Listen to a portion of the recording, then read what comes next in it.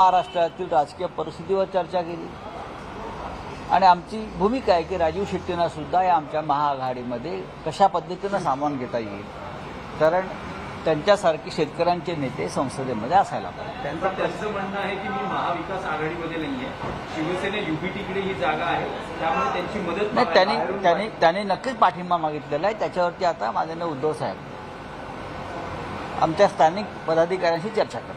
वंचितच्या बाबतीत जे प्रस्ताव दिले जात आहेत, खास करून की युती होऊच नाही किंवा घटक पक्षात सामील होणे, असेच काही वंचितचे प्रस्ताव येत आहेत. हे तुम्ही सांगताय.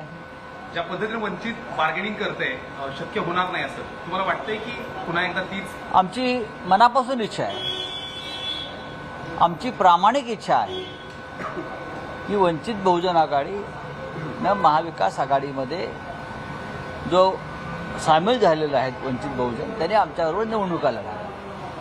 आमच्याकडून त्यांना 4 जागांचा प्रस्ताव आम्ही दिला.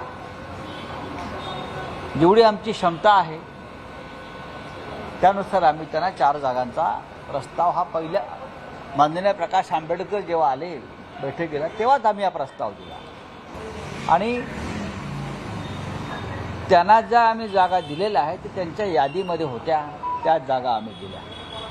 महाराष्ट्रात आपण सगळ्यांनी मिळून लढायला हवं आणि मतविभागणी टाळायला हवी. डॉक्टर बाबासाहेब आंबेडकर यांनी निर्माण केलेल्या संविधानाचा कोणी खेळखंडोबा करणार असतो तर हा जो लढा आम्ही उभारलेला आहे त्याचं नेतृत्व प्रकाश आंबेडकरांनी केलं पाहिजे, कारण ते डॉक्टर आंबेडकरांचे वारसदार आहेत. आम्ही सगळे आहोतच. त्याच्यामुळे जागा एखाद दुसरी तिसरी चौथी पाचवी याच्यापेक्षा आपण सगळे एकत्र आहोत या लढ्यामध्ये. हे सिम्बॉलिक का होईना हे दिसणं गरजेचं आहे. आम्ही त्यांना 4 जागा दिलेल्या आहेत, म्हणजे प्रस्ताव दिलेला आहे, पण त्याच्यावर चर्चा होऊ शकते म्हणून आम्ही अद्याप आमच्या घोषणा जागा वाटपाच्या केलेल्या नाही.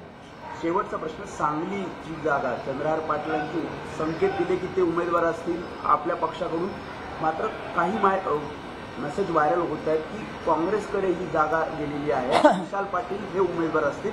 कन्फ्युजन दूर करण्यासाठी काय स्पष्टीकरण असेल? स्पष्टीकरण दूर करण्यासाठी जेव्हा जागा वाटपाची घोषणा होईल तेव्हा कन्फ्युजन दूर होईल. पण अजूनही दावा आहे शिवसेनेचा किंवा कोल्हापूरची प्रश्न दावा असण्याचा नाहीच आहे. कोल्हापूरची आमची सिटिंग जागा म्हणजे जिथे आमचा खासदार आहे ही जागा आम्ही 30 वर्ष लढतो आहे सातत्यानं आणि आमचा खासदार तिथे आता आहे. ठीक आहे, तो गेला असेल पळून, पण खाली शिवसेना आहे ना.